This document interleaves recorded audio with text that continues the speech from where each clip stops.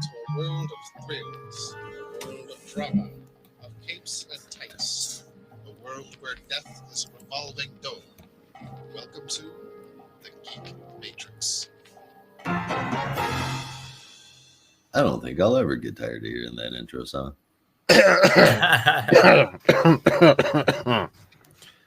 No coughing. Welcome to the Geek Matrix. That's a little sick today in the Geek Matrix.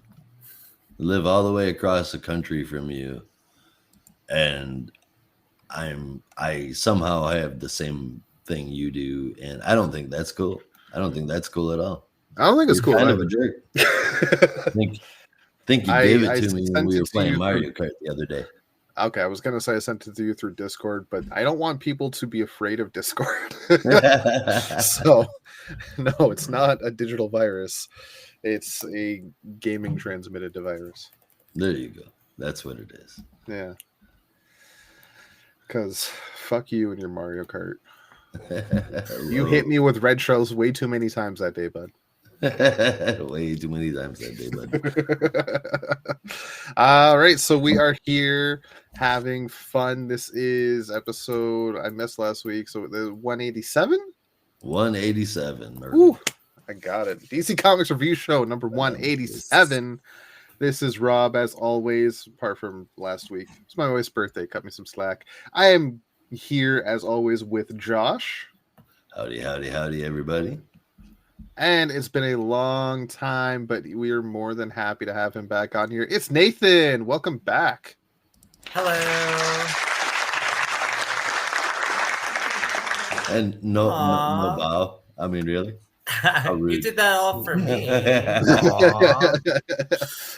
Well, Nathan has graciously decided to fill in for Brandon this week, and we're more than happy. We've been trying to get you on for like the past month, I think. It's been a series of timelines not aligning. I was supposed to come on last week to do the solo with Josh, but unfortunately my flight, I forgot I had a flight booked, which I haven't flown out in like a couple months, and so it was like, oh, I just happened to have actually booked a flight like a couple weeks before during the exact time you guys record, and I just forgot. So it just hasn't quite aligned, but I'm very excited to be here. I think it let me set a record for the quickest Geek Matrix show in history. It would have been 3 times as long if I had shown up. Let me tell you that.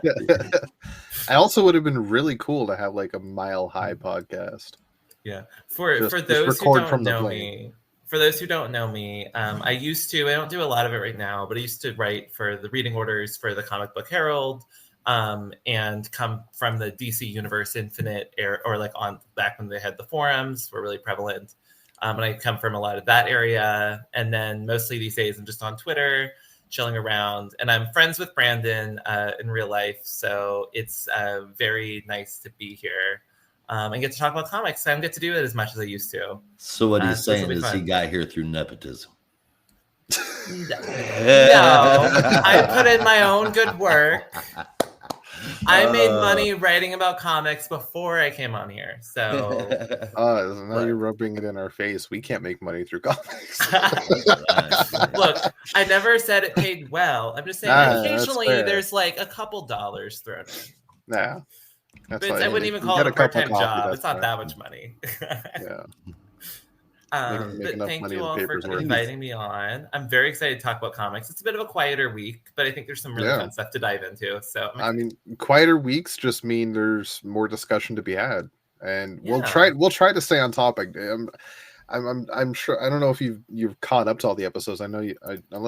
Have you been listening to every episode, or was it once a blue moon, once a month or so? Like I don't. It's not something I have I don't. With 3-hour-long episodes, man. Yes, exactly, right. And then, I also only have so much time a week to read everything. Yeah. So I don't always get to everything. And if I don't get to everything, then I typically don't listen to the podcast version of everything. Yeah. And then there's a couple of podcasts I go to first that are for non-DC stuff.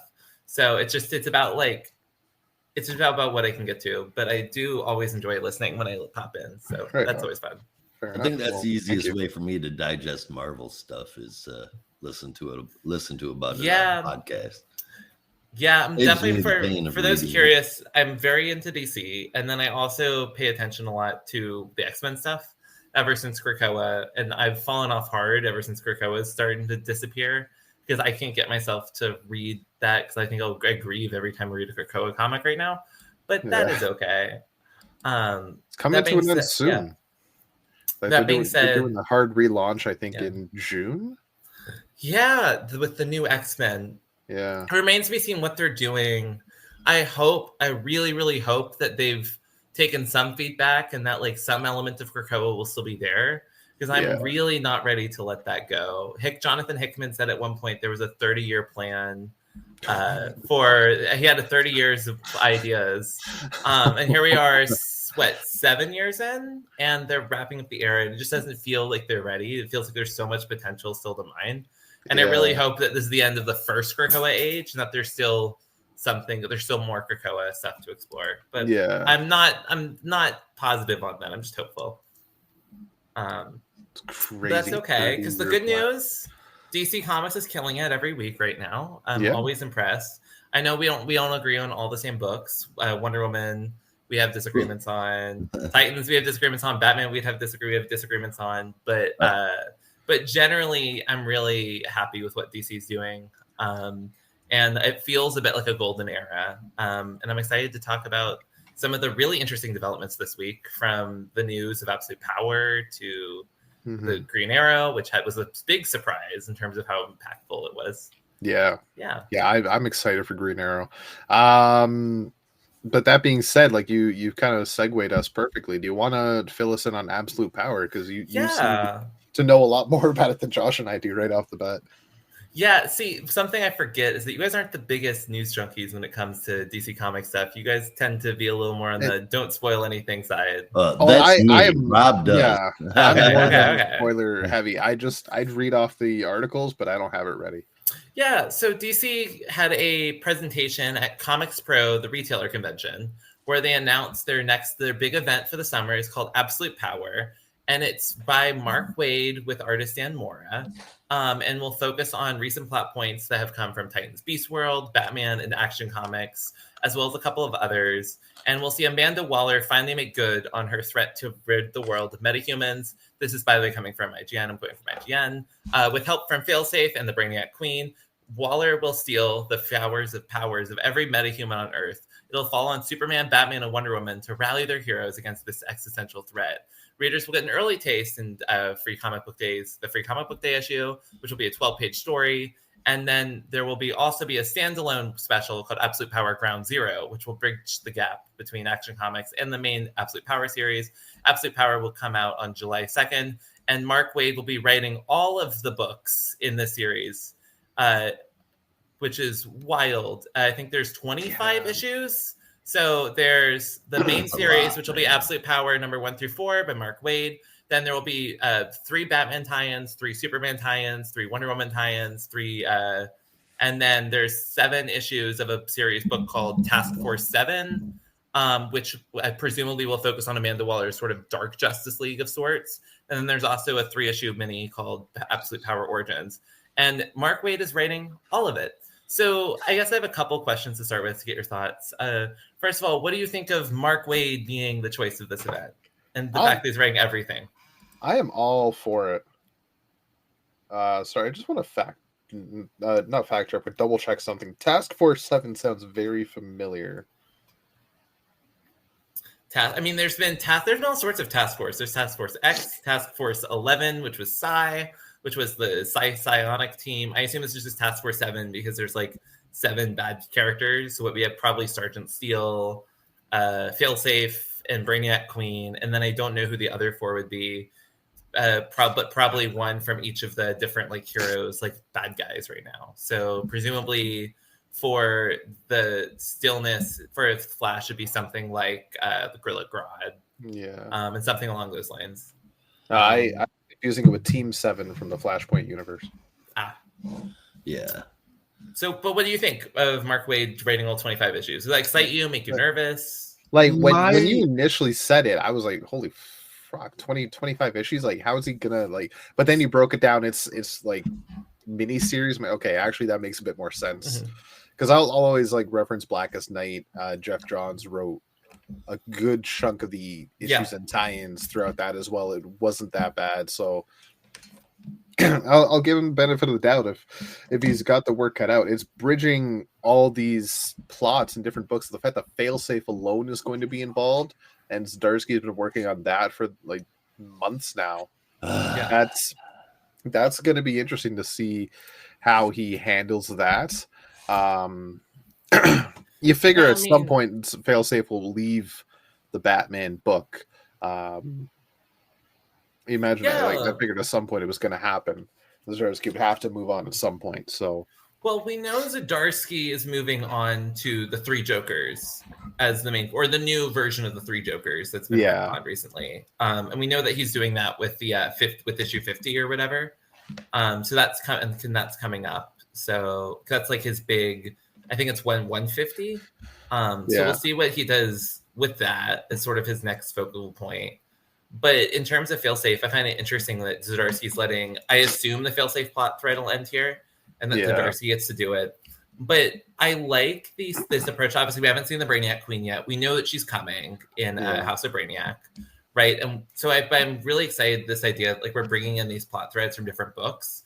And I feel like it's a big testament to the amount of connectivity that this era of DC has had, that I feel like there's been a really solid through line that's felt like earned. Whereas I think in Infinite Frontier, it felt very canned and forced. I feel like this has been very like natural, and we're getting to the climax, and you feel us reaching the climax.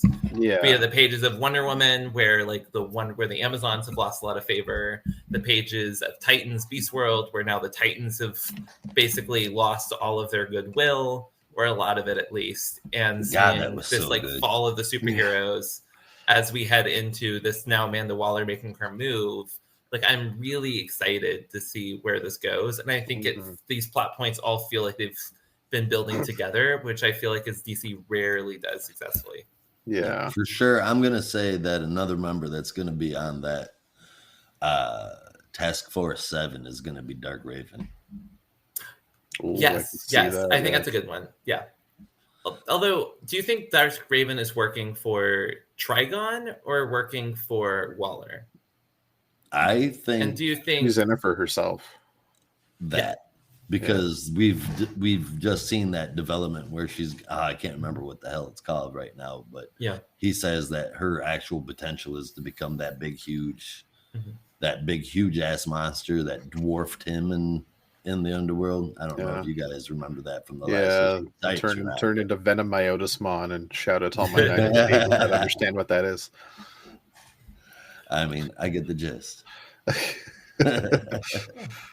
As far as Mark Waid writing all of it, I think it's an immense undertaking for any writer to take on an event of that scale. And do it all by themselves, and I'll have mad respect for that. Period. That said, I've always been a Mark Waid fan, a really big one up until he started with World's Finest, and I've never been able to get in line with it. So I hope that he's going to be writing something I can't get into. Let me just put it that way. Yeah, I think there's a couple interesting things with Mark Waid's journey at DC. Obviously, he has a lot of unique history with DC, and that he was like DiDio and him did not get along at all. And so for the longest time, he was basically shunned from DC. Like DC refused to hire him because DiDio didn't like him. But Mark Waid loves DC with a burning passion. It's like very close to his heart, right? And Superman Birthright is one of the best comics I think for Superman ever made. And Mark Waid was never allowed to write like a Superman ongoing, and now he comes to DC and he has like this idea to bring back sort of classic Superman with the Superman Batman story, and really uses that setup to set up sort of the beginning of this era of DC with Lazarus Planet, right? The Demon Neza and all of that foundational work. And I think it's really interesting that he sort of kicked off this era with Lazarus Planet, and now he gets to end it with Absolute Power. And I think in terms of other things that he's done, obviously you've got Shazam, but I think people don't talk about it a lot. But Tom Taylor talked a lot about how he owes a lot of Beast World's quality to Mark Waid, who really talked him through sort of the event and how to make it special. and I think Mark Waid understands DC and event writing on a very strong level that I'm really hopeful he gets to fully take advantage of. And I think a lot of the best events are ones where tie-ins work together really well, and there's a lot of connectivity. And I think Mark Waid writing all 25 issues will have an incredible connectivity, and I think could be a really good cap. But I think it also begs the question, if Mark Waid's writing these 25 issues, what comes after? Excuse me. Like, is this the big culmination of the story? I mean, yeah. Like, this is the Waller story that was teased at the beginning of Dark Crisis, right? Yeah. Where she enters this room of that's very, very. What are the characters from Young Justice with the white room? Oh yeah, I don't remember their name, but I haven't really gotten into that yet. So hopefully that gets teased a bit more in Absolute Power, or even revealed as to what the hell that is. There's 4 characters that showed up with her during that final page as well, and you saw Peacemaker and Peace Wrecker, which we've seen numerous times over the past few months across various books. But there was it was Dr. Hate, I think, was one of them, and that's been resolved now. But then there was also that kind of opposite fusion that Batman, Superman, and a Green Lantern ring had in World's Finest in the first arc. Right. And we had that opposite one that was very Lex Luthor, Sinestro Corps, and Joker inspired. Yeah, so definitely this like hybrid Batman definitely is part of this event. It's one of the Dark 7 probably. Yeah. And you have to imagine, and because guess who, this is worth remembering, guess who created that character? Exactly. Mark Waid. In World's Finest. So yeah. I definitely think that'll come up, and that'll be really cool. I'm just really happy with this. And I'm really excited to see where Amanda Waller goes with this. But I think in terms of what comes after, like, I do think this is the culmination of Dawn of the DC. Dawn of DC. Yeah, it'll be the culmination of the Dawn of DC overall, at least the first part. I think Dawn of DC as an initiative might end here, but the ongoing story will continue because there's still is the Justice League ever going to reform? Will the Titans regain favor? And a lot of that might be addressed in Absolute Power, but I think they could stretch that a bit further and have a bigger event. If you remember when Dawn of DC first launched, they had that roadmap, and then people were able to brighten the image, and you could see the hints. Return of Justice League. Of Justice League, and that never fucking happened. I don't know if that's still going to be a thing, or if they scrapped that plan once Taylor said I could run like. I think there was a quote recently. There was a quote recently that they had extended Dawn of the DC by 6 months because of how popular the sales had been. Right. And that they're officially ending the branding Dawn of DC with Absolute Power. So it's definitely the culmination there. And I guess what comes after will be interesting. I do hope that it's not the end of the Titans being a preeminent team, if not the preeminent team. I don't think it's the end. Yeah. I really hope not. I think that the Titans should stick around as the main team for a long time, at least a few years. And if they decide to cancel that title and go back to a Justice League, have a lot of those members on the Titans team be on the Justice League. Let's not go back to the core 7 and like a few of other heroes that have always been on the team before. Let's branch out. Let's do the was it Christopher Robinson wrote that Justice League right before Flashpoint, where you had Dick Bats, you had Donna Troy, you had Supergirl, you had Congarilla of all people, but you had all sorts of people that were never on the team before, and you had a pretty cool team, I thought. Yeah, I think what I'm really curious about is, obviously, I think the Titans have reached the end of their honeymoon phase. Like, they had the time where they were the big people and it was easy, or relatively easy, right? And now now they're in some struggle, and how they get out of the hardship will be what I think will be really interesting from Absolute Power. But I also think one of the things I've really learned, I'd say Beast World was a little bit of hardship. No, the Beast World is the hardship, right? And this is the next step. Like, the Titans' honeymoon is over. They're no longer just like easily like, oh yeah, you're so good. Like, the stakes for them have risen. Yeah. And the way like they're the representation of the superhero community, and they have to be on their A game. And they're like, it's like they've been the president, but now they're past their first 100 days, and all of a sudden, like the jobs, everyone starts getting more negative and critical. But I think one of the things I think works really well with Dawn of the DC has been that the Justice League being absent has enabled them to use the Justice League only for the biggest stories when they feel natural, and not have to create a side big plot for the Justice League to deal with that you need Superman and Batman and Wonder Woman to deal with. And instead they can come in and come together when they're needed, and then go do their own things.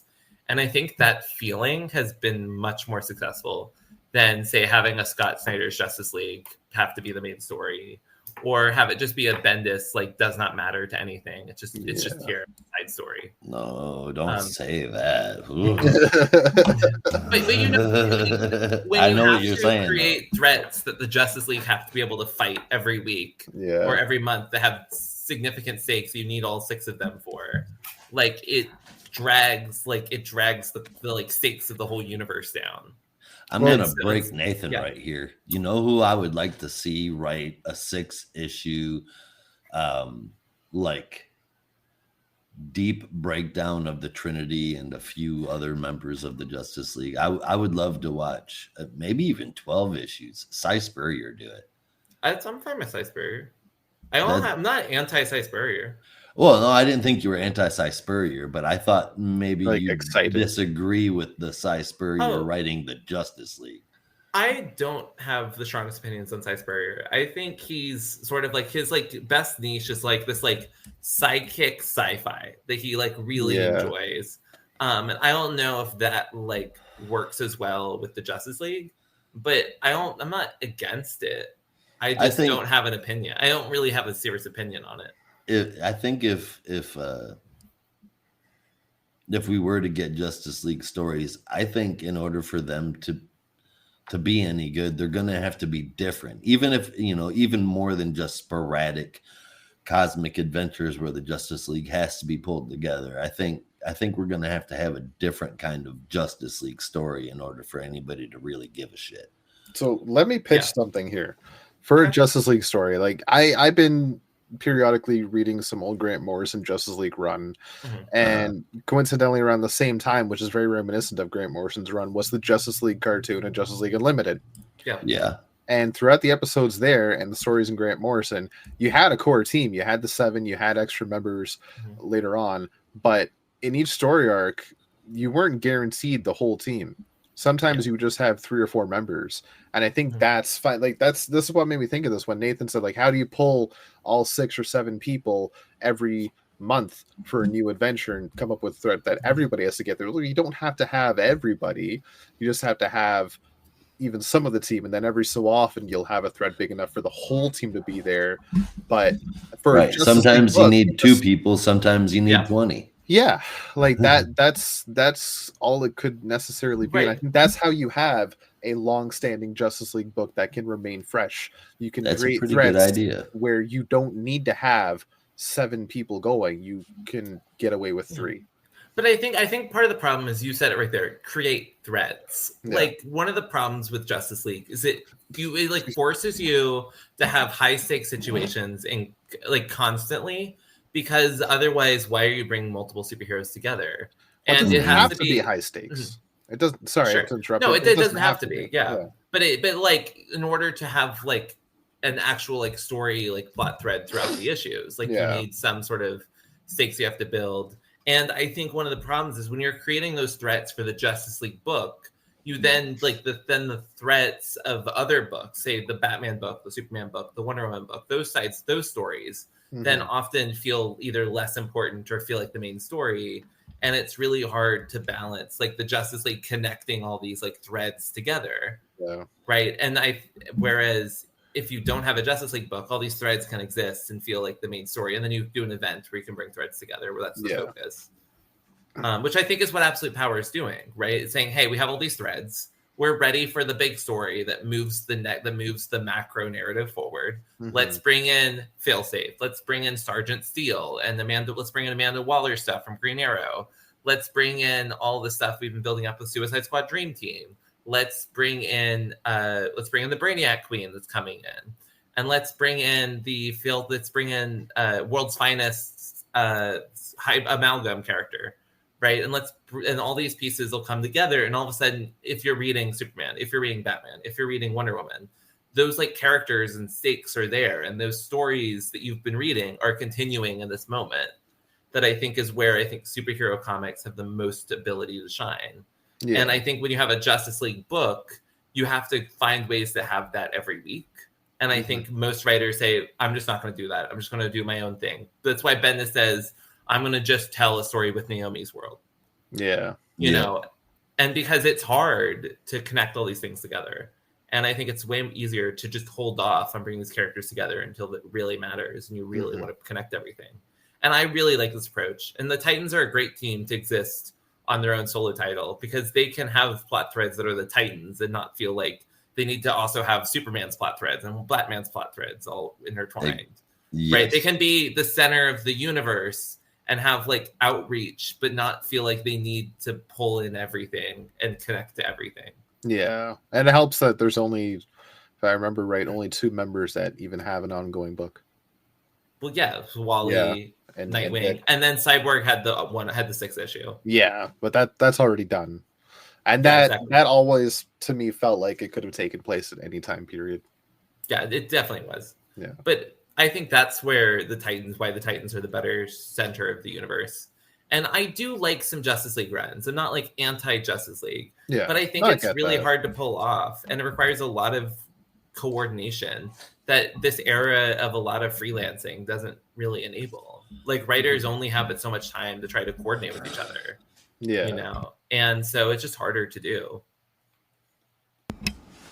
Yeah, like I'll give Dawn of DC this. It definitely has a feeling of connectivity, especially with Absolute Power coming up, that I think was sorely lacking in Infinite Frontier. Yeah. Because you had all these books doing their own thing, and none of it really amounted to anything. Dark Crisis kind of had some stuff, but like it felt very like shallow in what it was pulling in. Yeah, like you had almost pockets here and there. You had Green Lantern doing his own thing. You had Shazam intertwining with Titans, and then you had Flash, which was intertwining with Titans, but also by itself, which was fantastic. But then it was intertwining with the stuff with Titans Academy and Suicide Squad and Earth 3, and that was doing its own thing, and everybody was just kind of spread so thin. Yeah, there were clusters. Plot. Yeah, it was. But there wasn't really anything weird together. Yeah, Dark Crisis tried to bring in all the clusters, but a lot of it didn't make sense. Yeah, and then Williamson wanted to do his own thing, which with the Infinite Worlds, and it just did not work. But I think part of why I'm so excited for Wade is because I actually trust Wade to write the Justice League and to write this story. Yeah. Whereas someone like Williamson has been consistently bad at team books. Everything. Not everything. Not everything. Superman's good. Green Arrow's been good. Batman Robin's been good. But team books he should stay away from. And I mean that, like, he said himself he's bad at writing team books. Yeah. So I don't have any sympathy for him when he writes team books and then people criticize him. You should know better. Yes. He said the reason why I left Justice League Odyssey was because I'm bad at writing team books. Like he said that in an interview. Whole event. Yeah. But anyway, I'm excited for what's coming up. Yeah. And then in terms of other DC news, Elseworlds has their schedule for when they're all coming out, which is cool. We have Gotham by Gaslight: The Kryptonian Age, which is the sequel to Gotham by Gaslight, coming out in June. Dark Knights of Steel All Winter, which is the sequel to Dark Knights of Steel, which is not written by Tom Taylor, but Jay Kristoff, is coming in July. DC vs. Vampires World War V is coming back with Matthew Rosenberg in August. And then Batman the Barbarian will be in September. Green Lantern Dark will be in October, and Batman Nightfire will be in November. Mm-hmm. So, do you guys have any thoughts on the return of Elseworlds? I'm happy. Yeah, I think it's about time that they just cut the middle and just we're doing Elseworlds again. Like there was no need to stop doing that, and everybody kept calling it Elseworlds anyway. Yes. Yeah. They've been doing these alternate universe stuff, right? Yeah. So just call it for what it is, and exactly. Like, why Celebrate did and you like make stop it a big calling it deal. that? Yeah, it didn't make sense. It became such a generic term in comic books, at least heavily with DC, that if it's an alternate universe, it's an Elseworld story. You don't have to call it that, but that's what we're going to call it. May as well just follow it. Like, just go with it. Exactly. Are there any of these that you're particularly excited for? I'm down for more DC versus vampires, I'll admit. Yeah, I mean, I gobble up pretty much everything Rosenberg spits out. Yeah, And, like I wasn't sold on the second half, but I was into it. Oh, I was. I dug it. Yeah. I am really excited for the return of Dark Knights of Steel. I think it's such a fun universe. And I'm really excited to see what some other artists can do with it. All Winter, if I recall, is a Vandal Savage related thing, which I think is one of the more interesting characters that could exist in this time period. Because unlike many of these characters, like Vandal Savage was around theoretically when this world would have been. Like he would have already been on Earth. Yeah, but what so kind he's of character very is he naturally going to fits be? here. Yeah, really. Because I mean, in Dark Knights of Steel, there's no telling. I want to say he's going to be like a Genghis Khan type person, just leading a massive barbaric army to just. Oh, here we go. I was wrong. It's Deathstroke is the focus. Oh, so the first issues, the solicit is the snow falls thick, blood runs black, and color itself is only a distant memory. The legendary assassin Deathstroke stalks the frozen wasteland, killing for a coin among a nation of ever-warring jarls. But when our murderer for hire finds himself cast in the role of reluctant guardian, will he fight to end the icy curse destroying his land, or be consumed by the sins of his own dark past? So it's a Deathstroke book, apparently. In that world. It's not even going to include like Viking Deathstroke, the House of L or anything. Well, we'll see. I'm interested in Viking Deathstroke. Yeah, it sounds interesting. That makes more sense as to why it's not like a Tom Taylor story. It's just somebody saw this word. I'm like, I could play with this. Like, okay, I'm down for that. I could have sworn that Tom Taylor also was working on a sequel, but I thought so too. But I can't find anything in my brief search for it. I think he just hasn't announced anything. He has teased that he is working on something else soon, but he hasn't said what it is yet. Yeah. Well, I assume after that we'll have like the next wave of like stories after Absolute Power. Yeah. Right, and I assume he's writing one of those at least. But there's also some rumors in the midst from like Bleeding Cool about a potential Ultimate DC universe. Yeah, I was just gonna say we haven't had anything from that yet. There's a rumored Scott Snyder book coming that may or may not be called Metal Force. Metal Force? DC Metal Force. Oh boy. I enjoyed metal, I enjoyed death metal, but what in the sweet hell is Metal Force? Metal Force. So there's some stuff percolating in the background that we'll probably see come post Absolute Power. But I'm very excited. On that note, there's one thing I'll say about I forgot to mention about Mark Waid writing this is when it comes to Shazam and World's Finest et al, I'll say they've been very almost lighthearted and fun, but I think this could be a return to his more serious writing that we saw in the 90s and 2000s. I think so. Yeah, a story like that, I do not see it being very fun and lighthearted like Shazam and World's Finest have been. I don't think there's a possible way. So we'll see. And maybe that means Josh will love it. I mean, Beast World was tragic. Classic Mark Waid. I'll be lining up to buy it. Yeah. Let me tell you before we jump in, if that's not a testament, if anybody out there hasn't read Beast World, if there's a book that both Nathan and I love, you've got to read it because that shit don't happen. That's like finding two moons in the sky, man. And Beast World was where it was at. That was so good. I was emotionally gripped in that story. Just to have Raven shit all over my feelings. Yeah. If only Animal Man was in the story more, maybe Brandon would have read it too. Right. True. I'm still just like dumbfounded that we didn't have more Buddy Baker in a title called Beast World. Like, It Right. is We wild. had one panel of them screaming. yeah. I mean, there's some plot threads I'm very much looking forward to. There's the like female Beast Boy like hidden somewhere.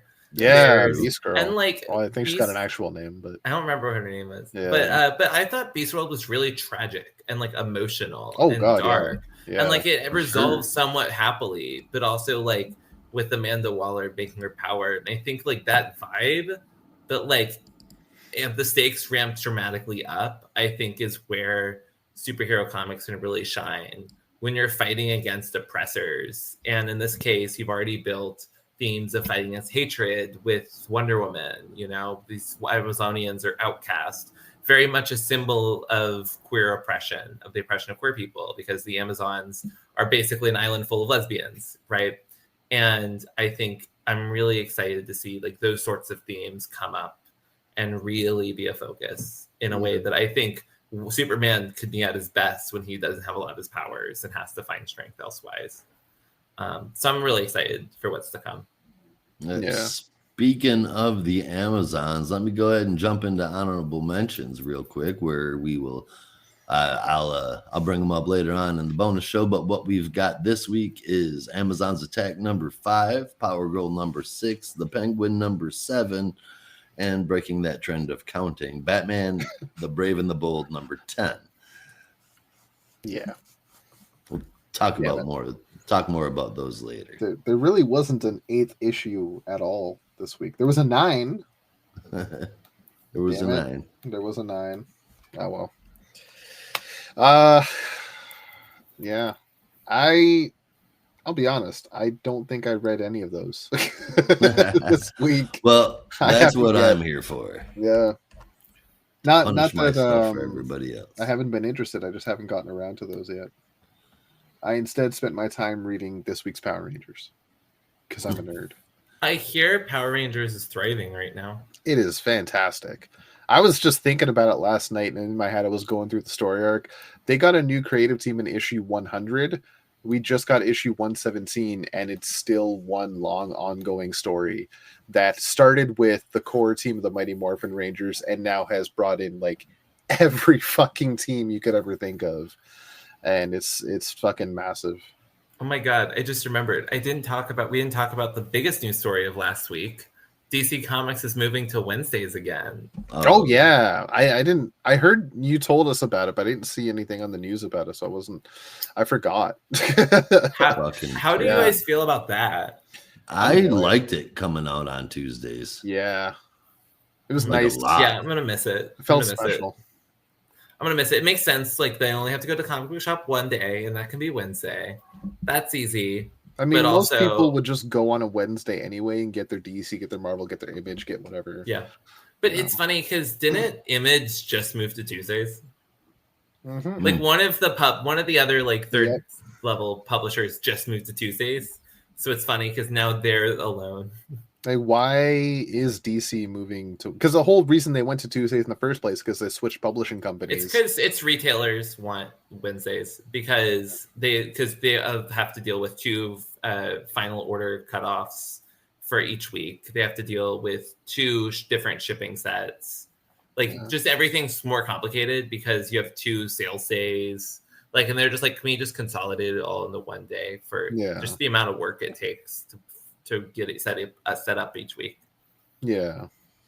Fair enough. But I like Tuesdays. As someone who mostly reads digital, I love Tuesdays, and then Wednesdays are for Marvel. There you go. Yeah, you can split it up evenly. That just means we have one less day to prepare before we record on Thursdays. Yeah. Unless you're Brandon and you secretly get all your comics early. Yeah. Secretly, not secretly.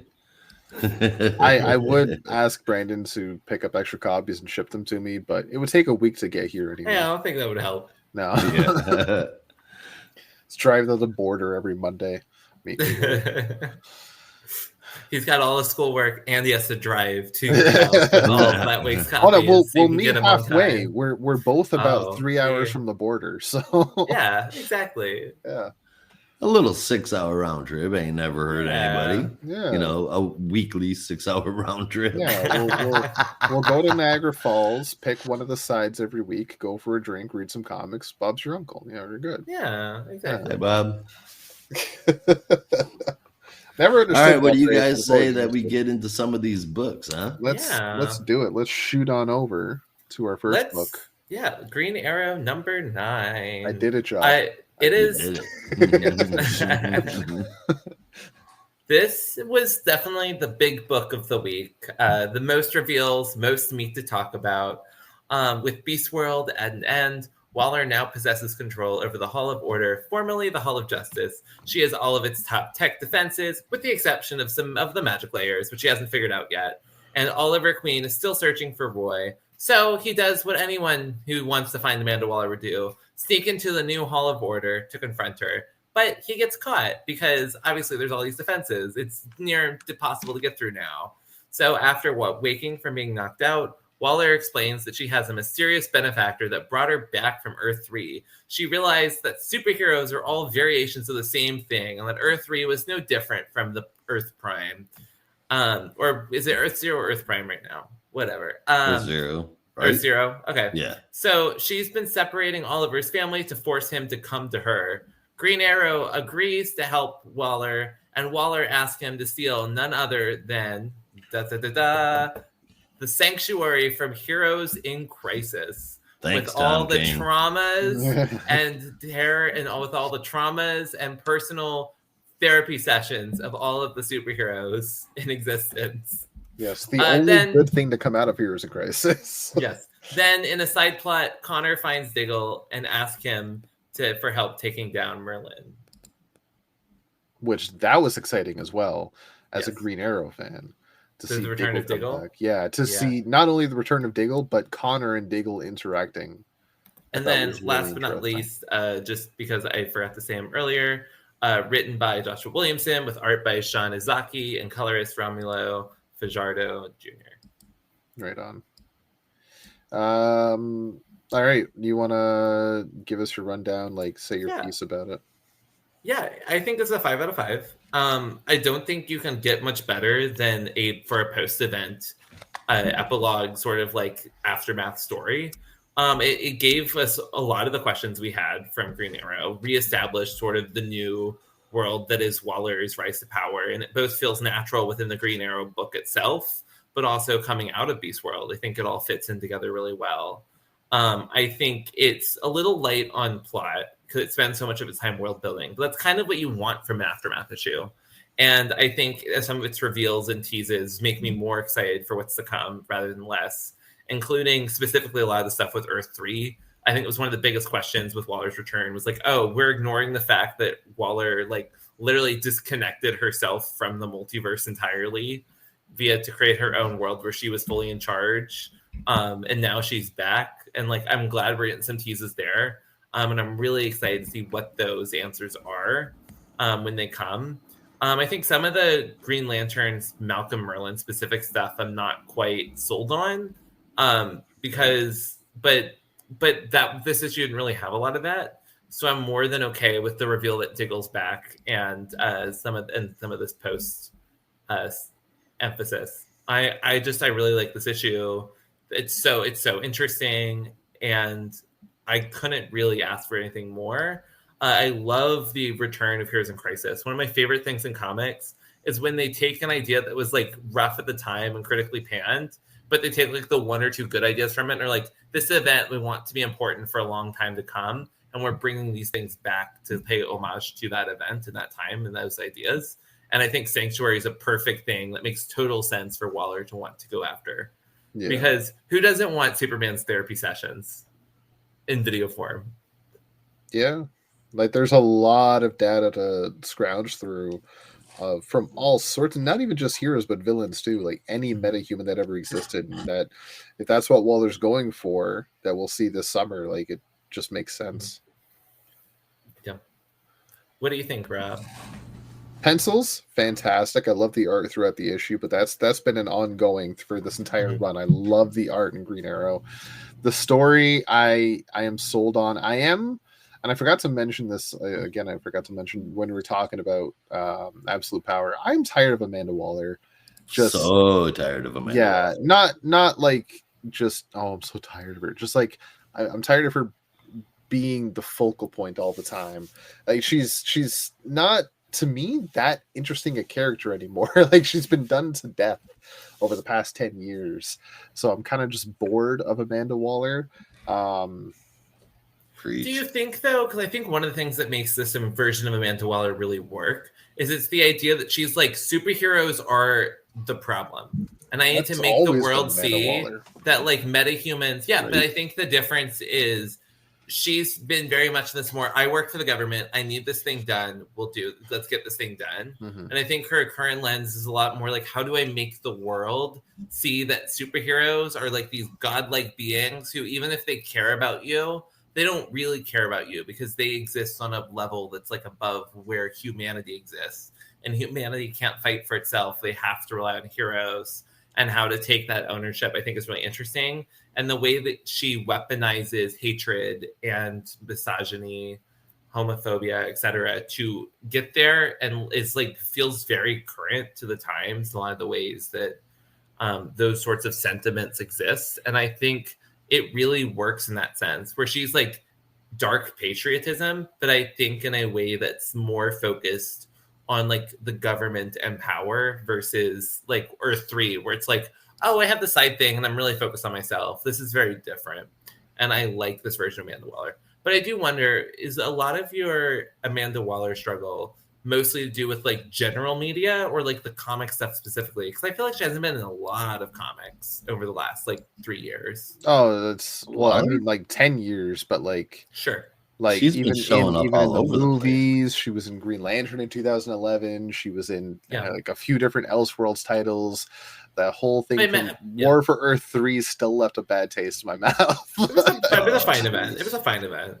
Oh, I couldn't stand that whole freaking story. And I enjoy Earth 3 stories. I like the Crime Syndicate. I was so tired of that story. Like, here's my question: if the Suicide Squad movie and Peacemaker didn't come out, mm-hmm. Are you annoyed by Amanda Waller's presence here as much? Oh no, I love Peacemaker. It's her in the comics. It's just the same thing over and over and over again. Yeah, it's a one-trick pony. It's not. Lex Luthor has evolved as a character. The Joker has evolved as a character. Catwoman, Deathstroke, you fucking name it. Amanda Waller is the same character she's been for, I mean, at the least 15 years. Yeah, like I don't even know when her first. I'm a soldier. Fuck superheroes. Even if the people don't realize that superheroes are the real threat, I'm gonna take care of it anyway. And like if this is a story that basically puts a pause on her for a while, I'm okay with it. Like I'll still read. I'm still be excited about it. Sorry, again, I'm talking about Absolute Power. And like. I'll still tie this to Green Arrow. Like this is leading into Absolute Power, definitely. But just with Amanda Waller, like Josh was saying, and like I said, just one trick pony. It's been the same thing over and over and over again. Mm-hmm. And her stuff in the movies, she was very minor in, but she was still like she was there. That's my point. Yeah.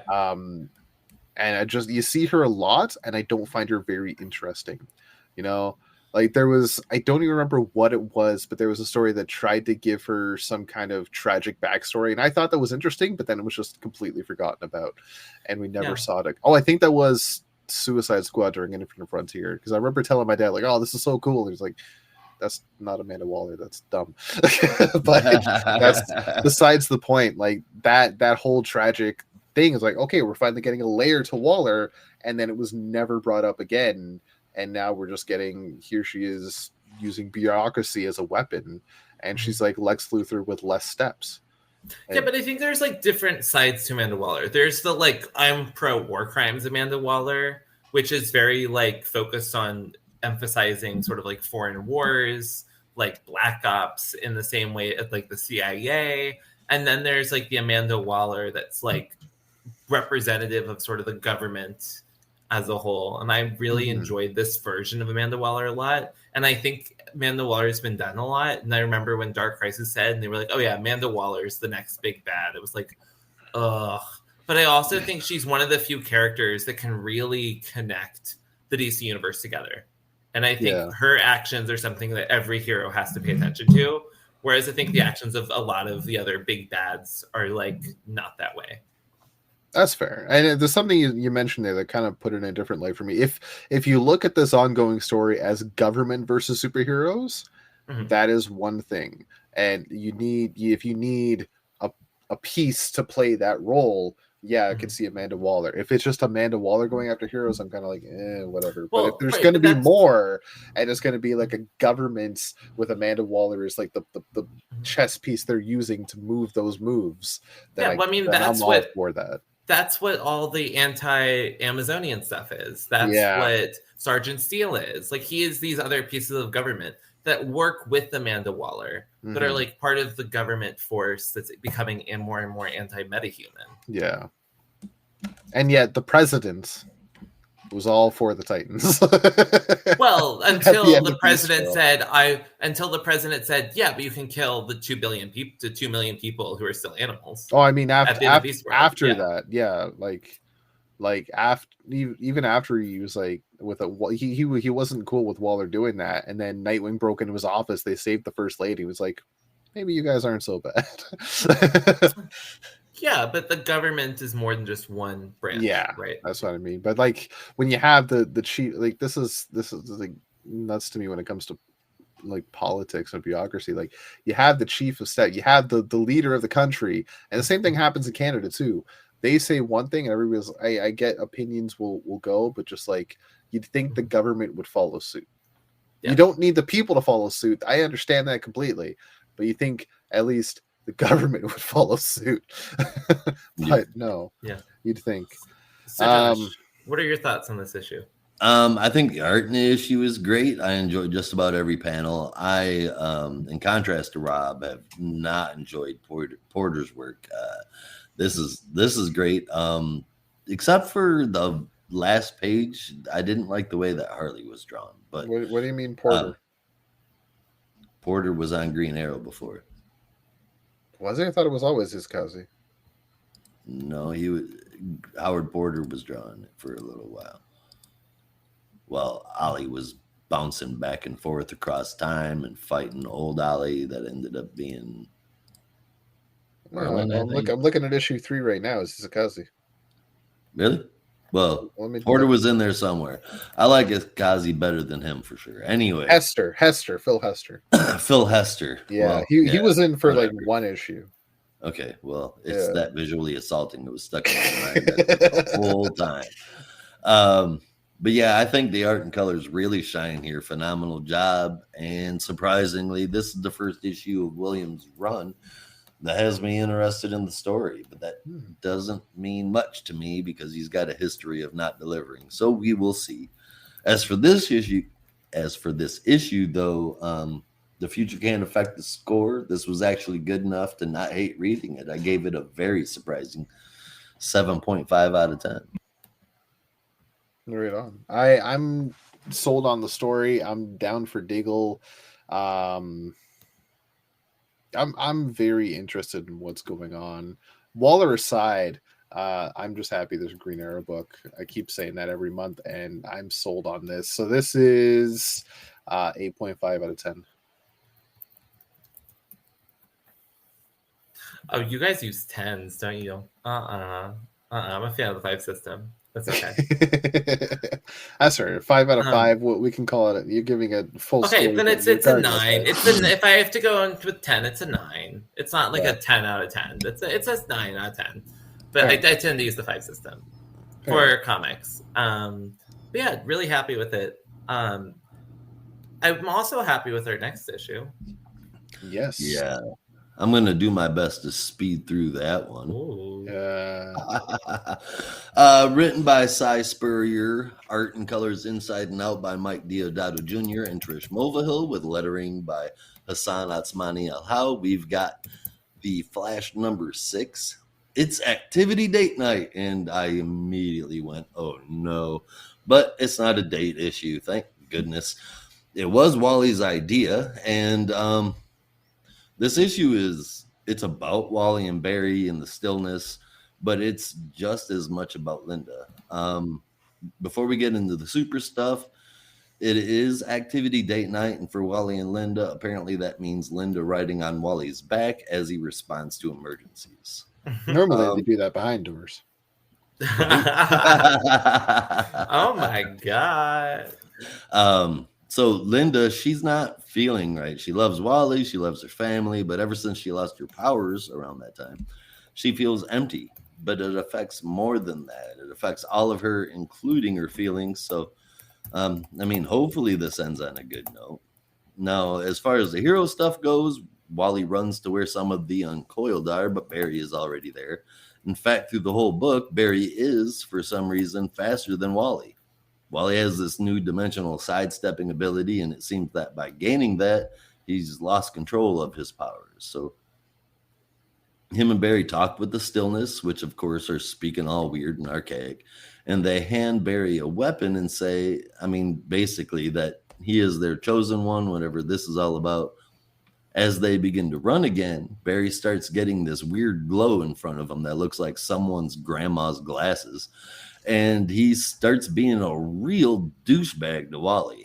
It becomes quickly apparent that he's under the influence of the stillness. Don't worry, though, because the insults end with Barry stabbing Wally with the weapon. I was not okay, so I'll be honest with you right now. It was not apparent to me at all. No, I thought Barry was just. This is not Barry. What the fuck is like? I hate this issue of Size Barry or what?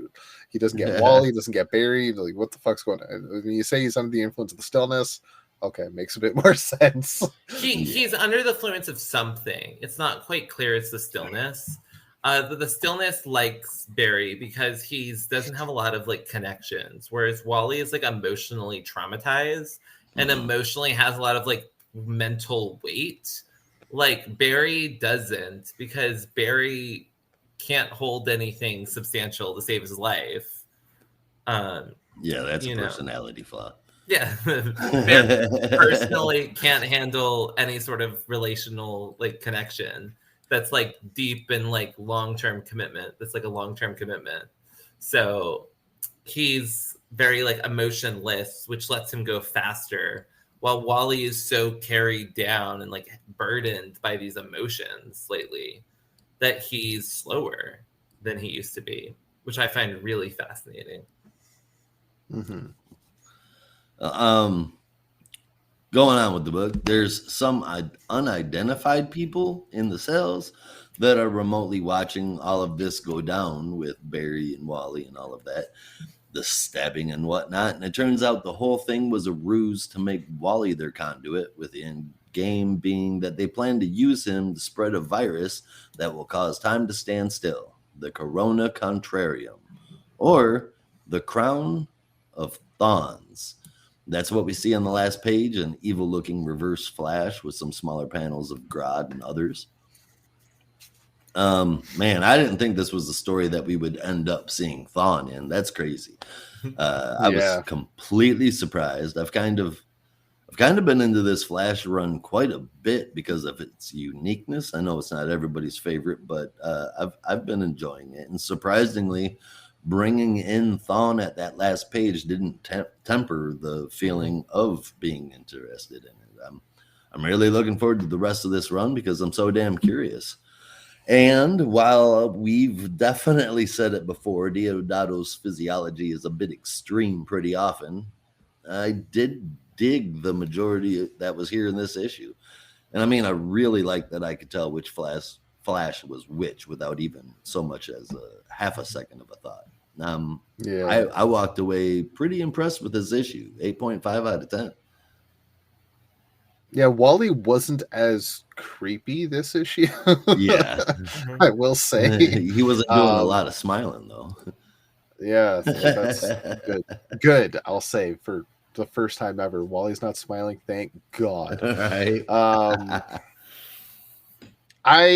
So I'm realizing something just now, and I'll have to amend my score after the revelation that Barry was under the influence of something. I thought that was just him being a dick and very out of character.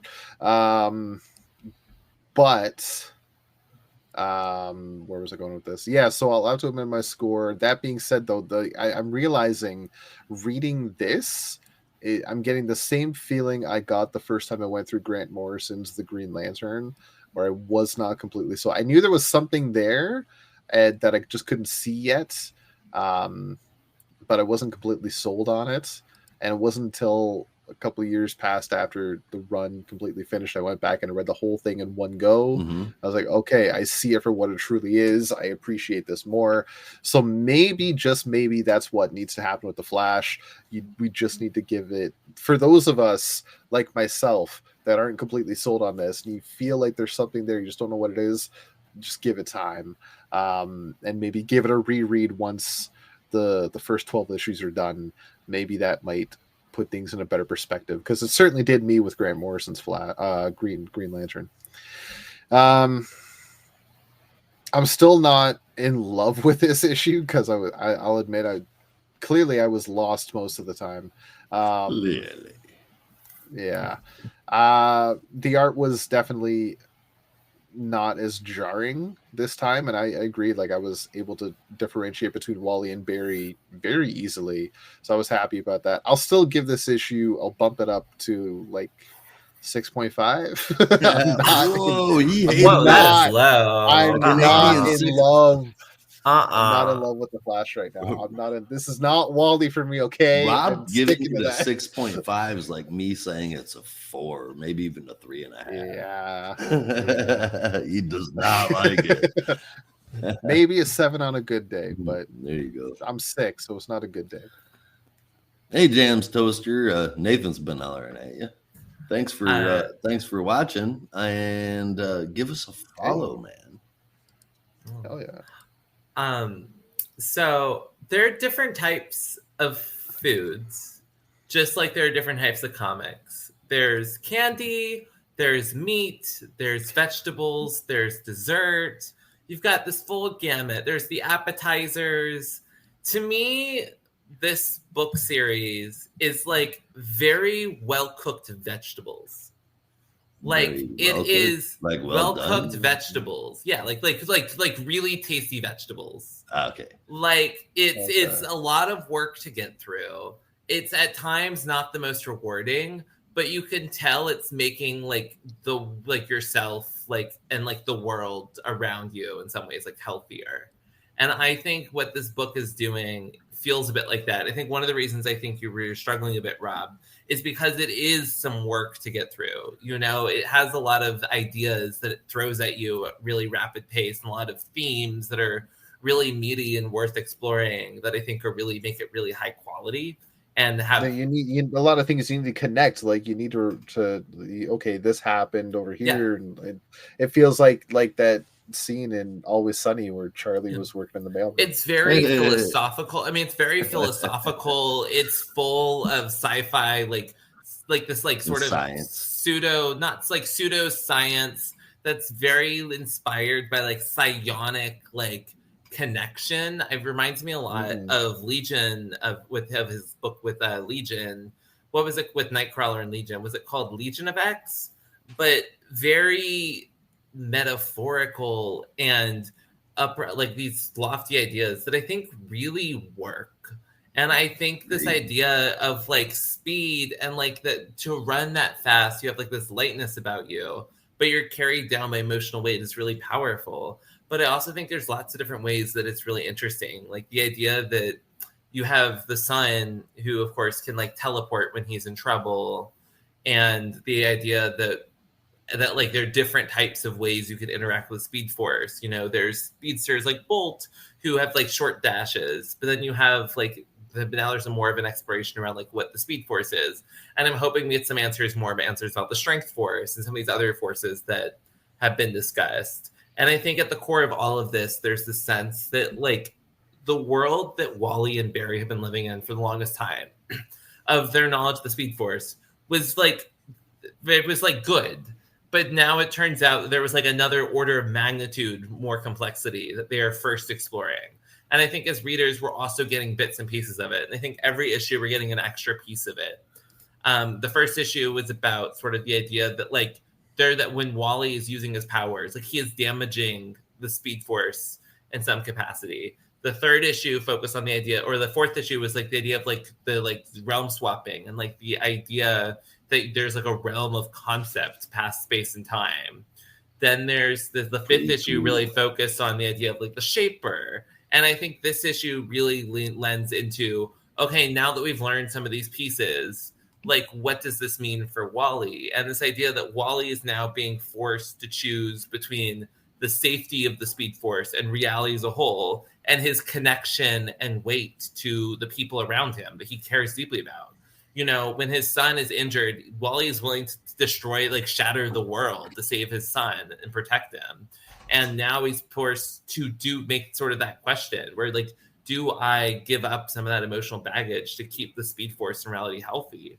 Or do I give everything up? And I think this dynamic is incredibly compelling and enjoyable. Mm-hmm. And I know, and like, it's not the most fun thing to get through. It's not the most satisfying, but I think what it's doing is really powerful, smart, and intricate and well-crafted in ways that make me really feel like him, like Cy Spurrier is being at the top of his craft right now. Sure. And for me, it's a 9 out of 10, leaning on getting close to a 10 out of 10. I think this book is fantastic, and I love that he's unpeeled this next layer of this like organization of some sort that's surrounding the events going on, and I really can't wait for what's coming next with this book. I'm going to give it another shot when I'm not dealing with a fever. Maybe that might be a root cause for my disdain for this issue. I think it helps. I think it really helps to go back through it. I think in the same way that like, but I think it's a much better version of what Morrison likes to do with his weirdness. I think Cy Spurrier is a little bit more deliberate and clearly has a lot more of a clear vision on what exactly is going on and does give you the pieces to it. Whereas Morrison's like, here's a weird idea, let's throw it in here.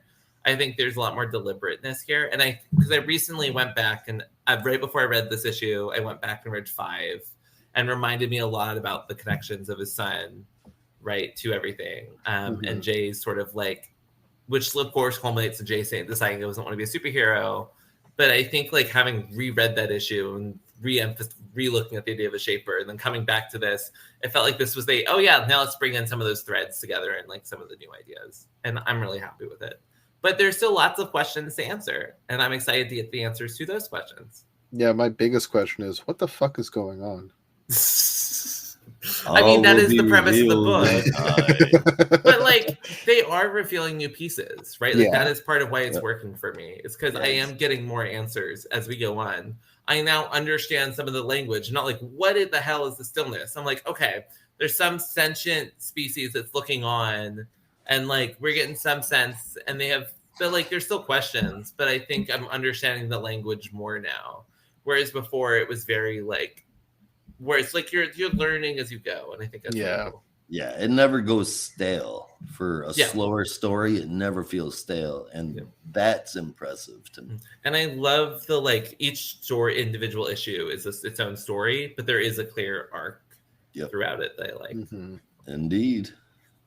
And speaking of arcs that we like, yeah. Speaking of the Flash, it's now going back to the Golden Age. Well, the new Golden Age, and technically the present day as well, is J. Garrick The Flash, numero 5, number 5 for those that speak non-Canadian. So this is written by Canadian. There's got to be some Canadians listening to this yelling at me. I'm not from Quebec, asshole. I'm from Ontario and I speak French. What's your problem? All right, so this is written by Jeremy Adams, with art from Diego Orlategui, colors from Luis Guerrero, and letters from Steve Wands, with a very nice cover, as you can see on our screen right now, from Jorge Corona and Sarah Stern. So picking up where we last left in issue 4, Jay and wow, I forgot her freaking name. Judy, thank you. I just wanted Judy Boom. I just wanted to say the Boom, but like, what's her real name? So Jay and Judy are running away from bullets from Professor Hughes' android, who is killing Mr. Slate from revealing any of his secrets. Professor Hughes, as we found out last issue, is actually Dr. Alchemy. So Jay does what he can to take down the robots and is able to incapacitate her for the time being. But this is when Dr. Alchemy takes over remote control of the robots and is now speaking to Jay through her, revealing some not really information, but revealing all he knows, knowing what Jay knows, and then reveals that there's a bomb on the back of the robot's head. So Jay and Judy run as fast as they can and get everybody out of the building. But unfortunately, Mr. Slate has died. So any information they could have gotten is now gone. Bye-bye. Yep. And the last thing Jay says before they run off to the next adventure is, we need to catch him because that's what Flashes do. So they head straight to Brazil in the City of the Sun, aka Natal, where they meet an old friend, which is Peter Cross, which you may remember is the Dr. Midnight from the 90s. I believe it was the 90s, wasn't it? Yes. Yeah. It's been a long time since he's been around, but he's here, and it's just fun right off the bat, calling Jay Joel Ciclone, and meeting Judy and just getting the backstory on that. So they go to his secret lab, and excuse me. No. As they're discussing about what's going to happen next, where Peter bets Jay that they're very safe here, to bet you that Dr. Alchemy has no idea if you've even entered the country. As Jay says, "I'll take $100 bills, thank you." As the alarm goes off, and Peter gives him the $5 because Robert and a robot army has converged on the shack which houses the secret laboratory. So Jay and Peter get dressed, as well as Judy, but Jay wants Judy to stay behind because Dr. Alchemy wants her, and he's going to do whatever he can to keep her out of his hands. However, that was a bad idea because as Judy is left alone in the base, she gets tired of waiting, decides she's going to run off, but is found by Dr. Alchemy nonetheless within the secret laboratory. And thanks to some well-placed robots, she gets tranquilized and is then taken away by Dr. Alchemy. Jay and Peter have a lot of fun taking down Robert and the robot army, and as Jay interrogates Robert, Robert reveals that Dr. Alchemy might already be here. So he runs into the lab to find Judy, but Judy is gone. And that is when Jay and Peter reveal, as they interrogate Robert one more time, that he can't teleport because Peter found his teleportation device, and now they're going to get any info they want out of Robert. Leaving a father to go to any lengths to find his daughter. This has become Taken, starring Liam Neeson, and I'm all for it. I have a particular set of skills. Yeah. Fucking Liam Neeson playing Jay Garrick. I never knew I wanted that. I'm kind of sold on that. Yeah. Right. So this series has been a lot of fun, just seeing Jay and Judy get to know each other again, and just our introduction really to Judy in the grander DC universe. Excuse me. It's been a lot of fun. I love the art. The story's interesting. I'm sold on this connection, even though it takes place in modern day. It's still connecting to Jay's origins. I've seen the term retconning his origin thrown around a lot online, but I really don't think it's retconning his origin. I think it's just adding an element to it, and taking what was already established and then just adding in a part that we wouldn't have seen at the time. To really hilarious. What? Oh, you said adding an element to Jay, and well, that's how he got his superpowers. Yeah. That's a good point. I didn't even catch that. But yeah, like it's just adding to the origin, which I think is really interesting. And it's working. Like I like Dr. Elemental. I love the relationship with Jay and Judy. And seeing Peter Cross come back, at least for a one-off, maybe he's going to stick around for the final issue. Like I'm sold on this. It's been a great run. Jeremy Adams, you could do no wrong. God love you, man. It sure doesn't seem like it, does it? Yeah, so far, stellar work from Jeremy Adams. All right, so I'm gonna give this my highest score of the episode. To no surprise, it's gonna 8.75 out of 10. Right on, man. Right on. I guess that is the end of the books, huh? Yeah, but you two have to give your review. Oh, I do have to give my review. It's not just me. I mean, it's Rob, you kind of summed it up pretty damn good, exactly how I feel. Adams is so damn good at writing all kinds of different characters in all kinds of different books, and every one of his issues I read makes me really impatient for the next one. And I love Orla Tegwe's art, dude. It just bangs. It's awesome. Really, really liking this book, and specifically this issue. I gave it an 8.25 out of 10. Yeah, especially some of the panels Orla Tegwe had with Dr. Midnight. They look so good. Yeah, like it's not stellar. It's not like pop in your face. It's just like that's a really cool action shot, and I love it. Mm-hmm. Yeah, agreed. Where were you at, Nate Dogg? I don't get the love for this book. I don't want to be that person. I got that sense. I could see some of your facial expressions when I was giving my review. I'm like, I'm reactive. Oh no! But it's not that it's a terrible book. It's just that like it feels very run of the mill and very basic. Like I don't think I think the one thing it has going for it, it's the thing it's had going for it throughout, which is that like it's introducing Judy into this world and her relationship to her father, right? But outside of that, like this book isn't giving me anything compelling. The villains aren't really all that interesting. The like plot in general just isn't really caring. I don't really care for Judy much in this issue. Like her character's been interesting in some other issues, but this issue isn't really giving anything compelling. I don't really think Jay was super compelling in this issue, and I just feel like it didn't quite work. It's not terrible. It's just very like if I were to write the average superhero comic, this is what that is. Yeah, that's fine. And to consider this the best book of the week actually blows my mind. It's not. It's just the best of the three we've talked about. Of the three, actually blows my mind because it is not there for me. Like it just feels very rote, and so it's a 6. It's okay if you like what they're doing with Golden Age. Like absolutely go read it. But I don't think this is even the best. This isn't the best Golden Age book by like far. Like Green Lantern is way better.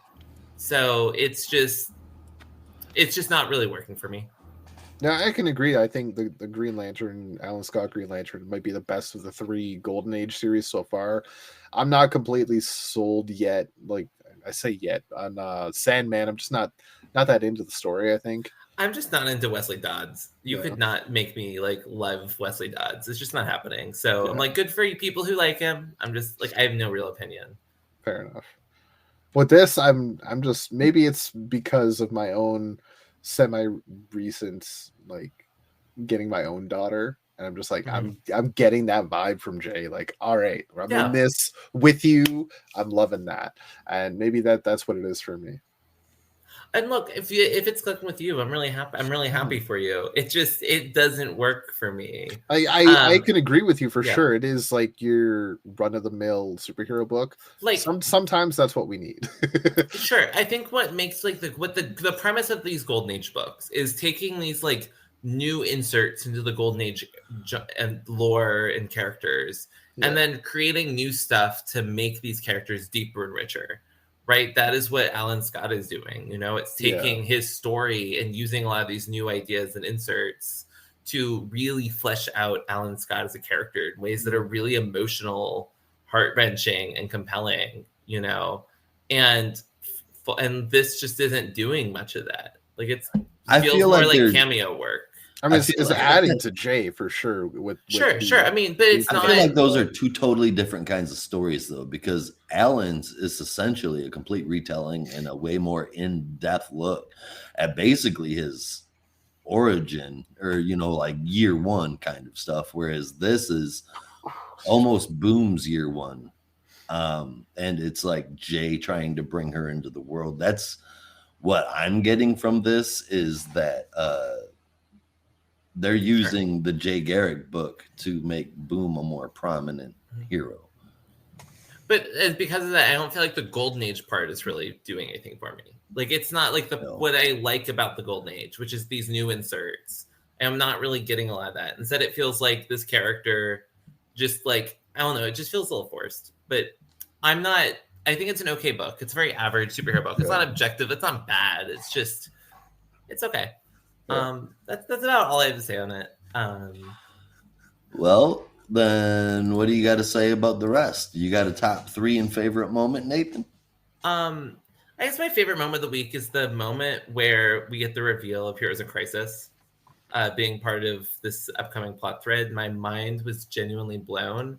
I think it's so smart and so clever and really works. And then in terms of my top books of the week, I'll be honest, I have not finished everything this week. I'm working through it still. I have had a busy college week of college, and getting through everything is painful. I'm also not on top of Detective Comics, so I know Brandon loves it. I have not been reading all of it. I did really like the Penguin issue this week, and I like what they're doing with Amazon Attacks, but I'm not like it's like slightly above average, but it's kind of in the same vein as like I was talking about with Jay Garrick. Yeah. I just like a lot of the like themes around the Wonder Woman. At least like Wonder Woman's lore right now. Of the books you've read anyway, or at least the books we covered today, what would you rank them? It's Green Arrow 1, Flash. Well, I think I've ranked Flash higher actually. But I'm gonna go with Green Arrow 1, Flash 2, a Jay Garrick 3. And the reason why I think Green Arrow is 1 for me over the Flash is I think Green Arrow has that weight and like impact in the universe. I think we will be talking about like this issue will matter a year from now. Like this issue will have had hey, this is an essential issue. Right. You need to read for this year's worth of stories. Whereas the Flash number 6 isn't that. It's a great issue. It doesn't have that like essential feel. And it's not like good and essential. Whereas like the Green Arrow was very good and essential. So even though I think Flash is a better book, I'm going Green Arrow, Flash, Jay Garrick. Fair enough. Josh, you want to go next? Sure. Top 3 aggregated. I've got Jay Garrick, The Flash, number 5 at 3rd place. The Flash, number 6 and 2nd. And number 1 had to go to Harley Quinn, number 37. No ifs, ands, or buts about it. That was just so good. Only for the backup. I think my favorite moment though is gonna be that first action panel in the Flash where Wally gets there where Barry's at. The way that it is drawn of them moving around so quickly and fighting is just it's yeah, that actually was awesome. Really good. I was surprised to see that awesomeness in a book drawn by Deodato. Yeah, thank you. For me, I'm still deciding on number 3. Oh man, I'll put. Shoot, man. Okay, just sneaking by because of the art. Detective Comics at number 3. I'm putting Jay Garrick at number 2 and Harley Quinn at number 1. Green Arrow was so close to number 3, but the art in Detective Comics is just sneaking by. so good. Rambay's killing it with the art. Yeah, or he's setting up great artists. Yeah, really good. Yeah. You can't go wrong with the art in Detective. It's no. Between that and Starsky's Batman, I'm still not over that panel in the 2nd issue of Batman, the Joker year 1 story we got where he's coming out of the blood. Oh god, That was so fucking good. You know what's wild? Ram V is on his 6th year of DC Comics exclusivity. Yeah. Or 6 month of DC Comics exclusivity. Yeah. And I still feel like we've only gotten the one thing from him. So what is he cooking? I don't care, but I'm gonna read it. Yeah. I'm excited. But you know what I mean? Like, he's how do you that there's something else coming? Yeah. Yeah. What is that thing? That's what I need to know. I mean, I think it's going to be, if the rumors are true, it's going to be that Ultimate DC. Yeah, I do. I think that's he's already teased that he's reinventing a character. So. Yeah, that sounds, and we know Kelly Thompson said that she's going to be writing an ongoing for something soon. She's been scared to do a major ongoing for years because she feels, because it's like hard, and also she feels like it's like you don't get, like, you have to, like, she feels like it makes her work is less impactful that way. But she was saying she feels like as she's gotten older, like the legacy of her work hasn't quite clicked as much, because she creates 6 issues, but then like she moves on, and the idea, and like what people remember years and years later are these like long epic runs. Yep. And so she's been really wanting to do one, and she said that she got an opportunity that she was like, I can't pass this up. And what that opportunity is, I don't know, but it screams, it's probably DC. Yeah. Given that Marvel has been a mess, and any ongoing series at Marvel probably is going to have the weight you want right now. Is she the one doing Birds of Prey right now? Yeah, she's doing Birds of Prey. Okay, so like right away, her legacy is set in stone. That series is fan-fucking-tastic. I mean, look, the problem is, like, 7 years from now, let's say Birds of Prey ends at issue 12. Yeah, how much are we still going to be talking about it? Versus, I probably like, we talk will. about sure, right? But like, how often have you talked about? What are some generic 12-issue like miniseries? Like Jeff Johns' Shazam. Like, we don't really talk about that much anymore. I'm still waiting on Rorschach a lot. We talk about, you like, don't lie. Oh yeah, I do. It's one of my favorite examples of how Tom King can fuck up any character. I do use it as an example for my case study on Tom King writing, though. Oh, that's hysterical. But anyway, 12, I can pull a 12-issue series out of my butt. I know I can. Like, right away, I'm thinking of Convergence, which I don't think was 12 issues, but 12 issue. What I'm trying to think of, like, not even like what's a random 6-issue miniseries that like has. Here's a good example: Bendis' Checkmate. How much should we talk about Checkmate? I didn't like. It was written by Bendis. I don't talk about Bendis. Yeah. Even if it was good, not in a fair light, and I do bring that up too. But I didn't finish it. Again, it's just a hate on it. Yeah. Even if it was good, how much should we talk about it? 0. We don't talk about it. I have seen some people talk about it. Okay. Never mind. I tried to make a point. It didn't land. I get where your point's going, but I feel like Birds of Prey might actually be one of those stories. The reason being, and I'm going to agree with Rob here, the reason being, as far as I'm concerned, this is one of the best Birds of Prey stories ever. Oh, it's been fantastic so far, for sure. Yeah, and it's a resurgence of a team that we've been wanting for the past 15 years. Yeah. So while if people are talking about the best comic runs to read, or something you absolutely need to get into comics, it's not going to show up there. It's not. Yeah. But if you talk about the Birds of Prey, right? This will have to be at the top of the list. She wants to have some big legacy books that people will be talking about for years to come. It's like, this is a definitive story for this character. I don't know. I want. And right now, she's Aquaman. Oh yeah. I think that might. I was thinking that might be it, but I really think it's after Rum. I think she's taking over for Zdarsky. You think so? Oh, Batman. Yeah. That's why I'm wondering. I wonder if she's doing the Batman for the Ultimate Universe. Oh, I see what you mean. Yeah. Or as far as I know, Zdarsky wants to be on Batman as long as possible. Yeah, but like his reviews, I'm like, I don't like that run. It's not. I fucking love it, man. I love it. It's amazing. Get someone new on. It's honestly though, Josh, this is the we are in the minority. Batman crossing the No, I loved yes. I loved Josh James Tinian's work with Batman. So really great ideas. That to me is like good Batman, like what I want Batman to be. Good ideas, horrible follow through.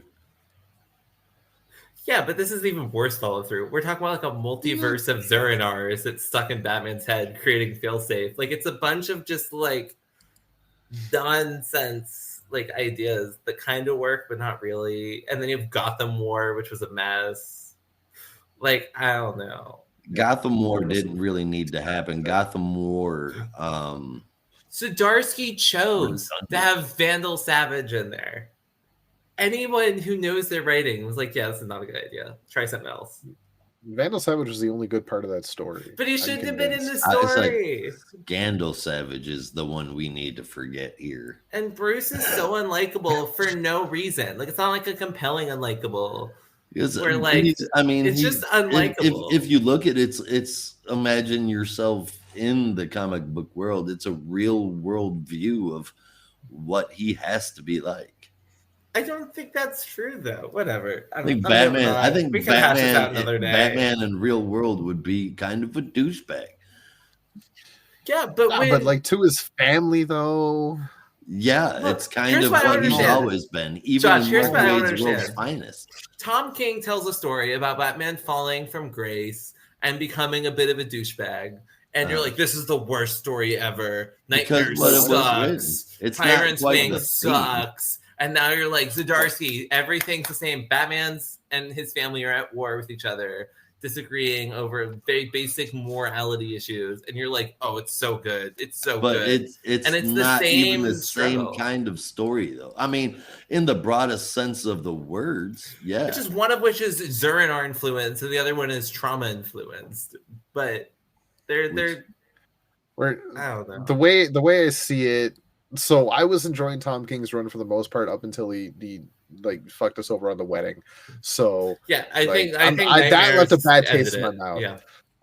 But like you have Zdarsky, in a word, I could describe it as bombastic, where Tom King's run is grounded. And I think that is where we're finding the excitement in it, the bombastic story that we're getting from Zdarsky. Like it's going at full speed the entire time. And that's why Gotham War didn't hit the same for pretty much everybody, because it was so pulled out of the speed that Zdarsky's Batman had the entire time. From Failsafe, was that the first arc? Was Failsafe? Yeah, it was Failsafe into the multiverse, into Joker year one. Like it's just go. Here's this, and it's like it's in your face, and you're like, "Whoa, this is awesome, dude!" But Tom King was a lot slower and a little more grounded. Like you know what I think part of it is? I don't care for Zurinar. I don't care for any of the Joker stuff. Joker is such a boring character to me. And like the fact that this run is built, but the fact that this run is built on Zurinar, the Joker, and this robot that has no emotions, like is why like I don't think it clicks for me. It's because none of that stuff is good, and then Batman's also being unlikable, and so I think it's that combination of everything. It just doesn't work. I never wanted Batman to be likable. I don't need Bruce to be likable. I need him not to be insufferable. And like let his family bring out the best in him. Instead, like it's like but that's the opposite of the way that he views things. It's his job to bring out the best in them. We all know. Whatever. Anyway, we're ready to move on. All right. Well, that is it, actually. Thank you, everybody, for watching. We will be back next week covering all of DC's weekly releases. Same geek time, same geek channel. And that is the show. We're going to get out of here, so you'll have to as well. Be careful out there. And remember, in the Geek Matrix, everybody has a home. In the Geek Matrix, you are not alone. Peace.